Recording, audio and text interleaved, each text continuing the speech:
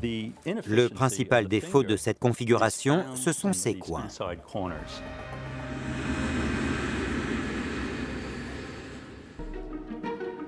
Dans ces conditions logistiques complexes, il a fallu imaginer une configuration novatrice des terminaux.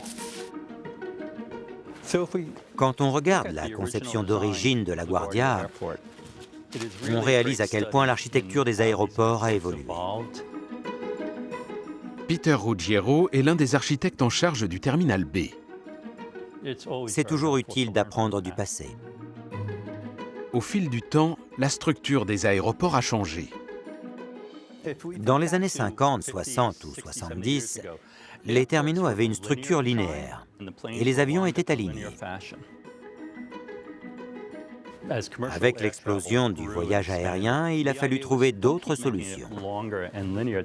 On a donc conçu des terminaux en jetée rectiligne. C'est sur ce concept que l'aéroport de LaGuardia a été conçu à l'origine.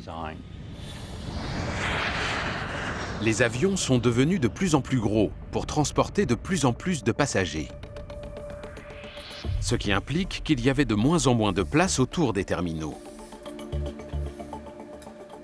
Le principal défaut de cette configuration, ce sont ses coins.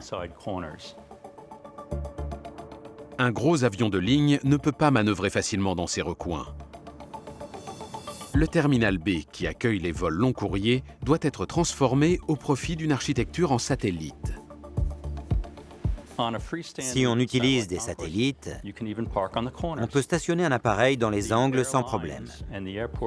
C'est un aménagement que les compagnies aériennes apprécient.